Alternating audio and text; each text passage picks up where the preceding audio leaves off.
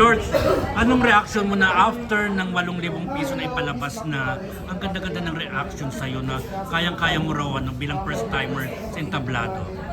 Sobrang ano po, nakaka-overwhelm.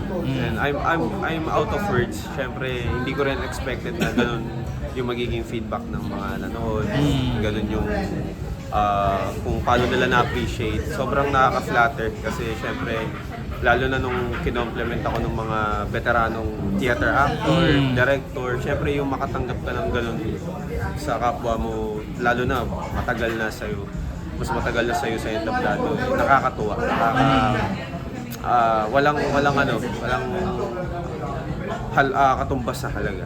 Yung ganung compliment na Pero makatanggap. na-imagine mo na kakayanin mo yung ganun, lalo na Po, may mga eksena rin na walang saplot, di ba? Oh. baga ano po ginawa ko lang din po kasi talaga yung trabaho ko as an actor. Siyempre, kung ano yung role na binigay sa akin, kung ano yung nasa script. Yun lang yung naging sinundan ko lang para mailabas ko yung character ni Dante Balboa.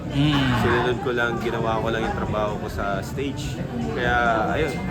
Sabi nila, mas matapang pa rin daw si John Mark pagdating sa yung pagpapakita talaga ng Talaga naman. private part.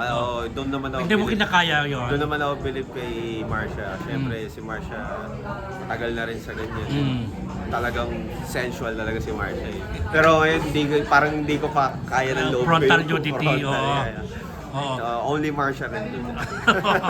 Although, kontento naman yung mga nakapanood sa'yo ng 8,000 dahil magaling kang sumayaw, magaling kumanta, okay yung acting, yung boses, yung pag-deliver, talagang nabigyan mo ng justice talaga, di ba? Maraming salamat po na na-appreciate niyo yung performance ko. Hindi ko rin expect. Wala sabi ko, ito na to, bahala na. Gagawin ko na lang yung Granactis. Actually, tamang choice ka na ikaw yung pumalit. Thank you.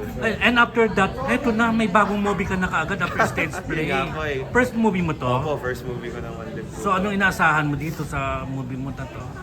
Desperada. More of excitement. Siyempre, yung role medyo out of comfort zone ko din. I like to step outside my comfort zone. Gusto ko laging iba may ginagawang iba na bago sa akin. Siyempre, to challenge myself na kung ano bang kaya kong pang gawin. So, ayun. At saka excited kasi dati napapanood ko lang hindi po. Parang nasa part kami, na isa-isang bahay na kami, na galing kami sa iba't ibang walks of life. May ibang pinanggalingan na parang medyo may mga diferensya sa utak. Parang hindi ka yata straight dito. Opo. Yun na. Kaya challenge ako sana mabigyan ko ng justice yung character ni Paulo. Gagana po as Paulo. Wala bang kaba factor since award-winning director ang magdidirect Yun sa'yo? nga po excited na may halong nervous kasi dati napapanood ko lang si Direk Louie Ignacio sa TV nung bata ako na medyo masungay siya, mataray siya, ganyan. Pero sabi naman niya, funny siya sa set. So, excited ako. And at the same time, nervous. Pero, yun. Paano kung i-record ka ni Direk na kailangan mo pakita ka ng konting clear? Anong no pwede mong problem. ipakita? Napakita ko na sa theater. Sa tato na ipakita naman niya. Back exposure. Yeah. Kaya. Wala lang frontal. Wala na front. Hindi pa kayang frontal. Tsaka wala naman daw pong frontal, sabi ni Direk. Shower scene. Yeah. Okay lang. We will do shower scene. Love scene sa Sumayaw kabayan. nga ako sa stage yung nakablip lang. Love scene scene, na M to M. sa kapwa lalaki. Kung kinakailangan sa eksena, yun yung gusto ni Direk, Kissing scene. gagawin natin. Kissing scene. Walang Go. problema. Trabaho naman yan. Talbo. Work is work. Work is work. Ayun. Pero George, siyempre bilang mo si kasamahan sa Magic Boys. At siyempre isa ka rin siguro sa saksi na naging successful yung Maling Love Team. Ngayon parang naudlot. Anong reaction mo doon?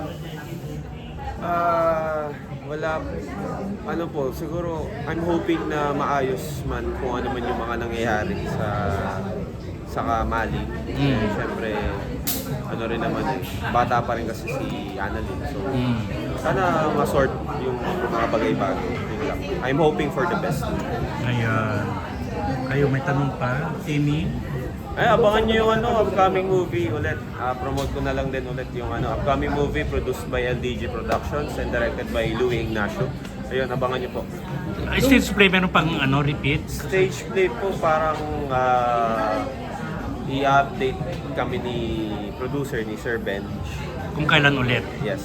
Oh, okay. Pero alam ko may gagawing vertical series. So, ayun. Pero wala pa akong idea kung anong concept, pero update ko pa kayo kung ano po next.